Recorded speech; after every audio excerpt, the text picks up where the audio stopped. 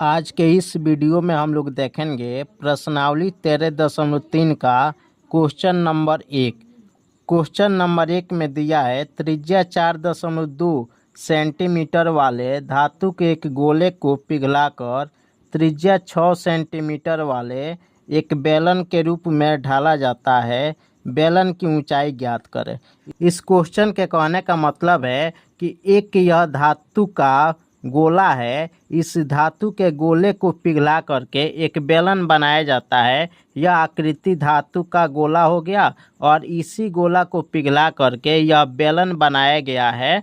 तो यहाँ पे इस गोला को बनाने में जितना मिट्टी का इस्तेमाल किया गया है, इसी मिट्टी का इस्तेमाल करके यह बेलन बना दिया गया है। तो इस गोले में जितना मिट्टी का इस्तेमाल है वही मिट्टी का इस्तेमाल इस बेलन में है। तो वही बात है कि 4.2 सेंटीमीटर जो त्रिज्या था वह गोला का था और यहाँ पे यह जब बेलन बन गया गोला तो इस बेलन की जो त्रिज्या है वह 6 सेंटीमीटर है।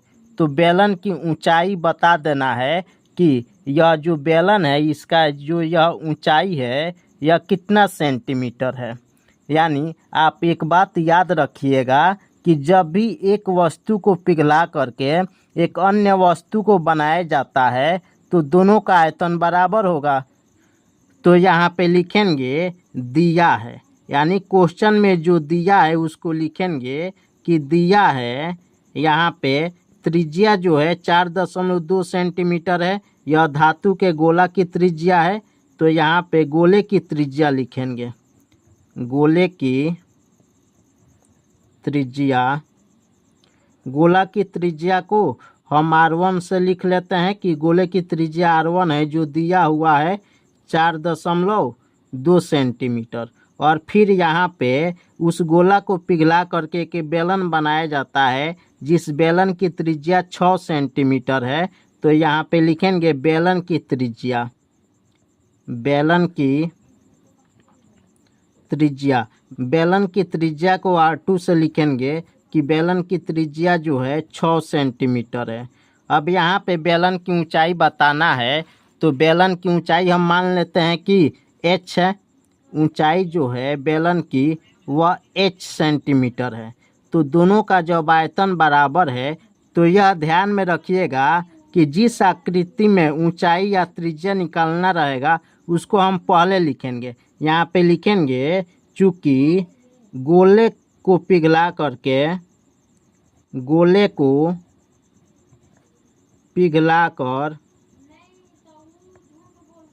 पिघलाकर बेलन बनाया जाता है, बेलन बनाया जाता है। इसलिए बेलन का आयतन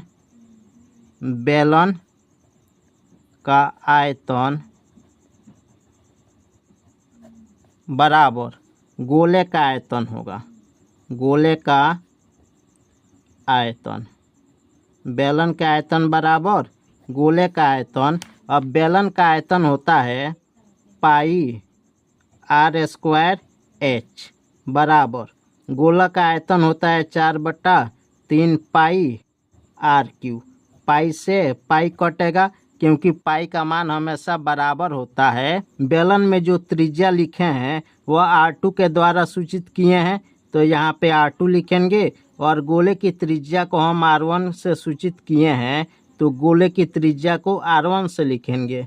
तो यहाँ पे R2 का मान 6 सेंटीमीटर है। तो यहाँ पे R² है। R² का मतलब R को 2 बार लिख करके गुना करना, यानी 6 गुने 6 गुने H बराबर 4/3 गुने R1 का मान 4.2 है। तो 4.2 का क्यूब यानी 4.2 को 3 बार लिख करके गुना करेंगे। 3 से 4.2 कटेगा 1.4 बार में। अब यहाँ पे यह दोनों 6 गुना में है तो बराबर के जैसे इस साइड में आएगा तो गुना भाग में बदल जाता है, यानी 6 से हम कटा सकते हैं। 6 से 4.2 कटाएंगे तो 6 सत्ते 42, एक अंक पहले दशमलव है तो यहाँ पे दशमलव होगा। फिर यह 6 से यह 4.2 कटेगा 0.7 बार में। तो अब यहाँ पे हमको मिल गया h बराबर 4 गुने 1.4 गुने 0.7 गुने 0.7। अब 4 से 1.4 में गुना करेंगे तो 14 चौका 56 यानी 5.6 गुने 7 सते 49। अब 2 अंक पहले दशमलव होगा तो यहाँ पे दशमलव होगा। अब यहाँ पे h का मान हम लिख सकते हैं h बराबर गुना करेंगे 56 से 49 में तो 2744 आएगा। 2 अंक पहले यहाँ पे दशमलव है और 1 अंक पहले यहाँ पे यानी 2 1 3 3 अंक पहले दशमलव देंगे तो दशमलव यहाँ पे हो जाएगा यानी h का मान यहाँ पे मिल गया 2.75 सेंटीमीटर। आंसर यही जो होगा बेलन की ऊंचाई होगा।